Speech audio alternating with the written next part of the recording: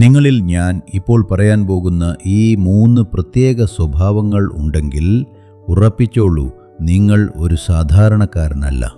ലോകം കാണാത്ത രീതിയിൽ കാര്യങ്ങളെ കാണാൻ കഴിയുന്ന, വലിയ മാറ്റങ്ങൾ സൃഷ്ടിക്കാൻ കെൽപ്പുള്ള ഒരു വ്യക്തിത്വമാണ് നിങ്ങളുടേത്. അതെന്തൊക്കെയാണെന്ന് നോക്കാം. ആദ്യത്തെ സ്വഭാവം. മറ്റുള്ളവർക്ക് ഇതൊരു കുഴപ്പമായി തോന്നാം, പക്ഷേ ഇതൊരു സൂപ്പർ പവറാണ്. Deep thinking. ഒരു സാധാരണക്കാരൻ ഒരു പ്രശ്നത്തെ കാണുമ്പോൾ അതിനെ ഒരു തടസ്സമായി മാത്രം കാണുന്നു. എന്നാൽ നിങ്ങൾ അതിൻ്റെ ആഴങ്ങളിലേക്ക് ഇറങ്ങിച്ചെല്ലുന്നു. എന്തുകൊണ്ടിത് സംഭവിച്ചു, ഇതിനപ്പുറം എന്താണ് എന്ന് ചിന്തിക്കുന്നവർ. മറ്റാരും ശ്രദ്ധിക്കാത്ത ചെറിയ കാര്യങ്ങൾ പോലും നിങ്ങൾ നിരീക്ഷിക്കാറുണ്ടോ? എങ്കിൽ നിങ്ങൾ ഒരു സാധാരണക്കാരനല്ല, ഒരു സ്ട്രാറ്റജിസ്റ്റാണ്. രണ്ടാമത്തെ ശീലം.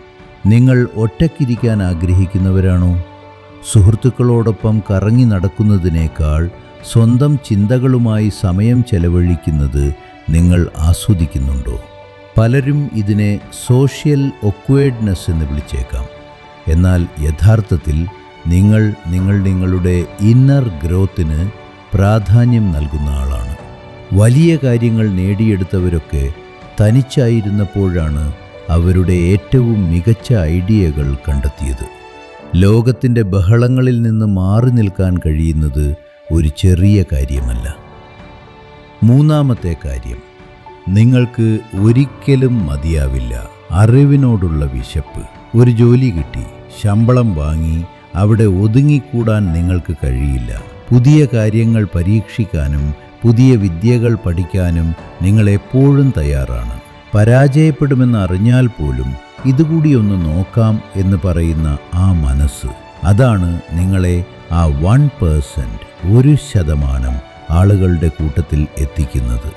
ഈ പറഞ്ഞ 3 കാര്യങ്ങളിൽ എത്രയെണ്ണം നിങ്ങളിലുണ്ട്? 1, 2 അതോ 3? കമൻറ്റ് ബോക്സിൽ ഒന്ന് രേഖപ്പെടുത്തൂ.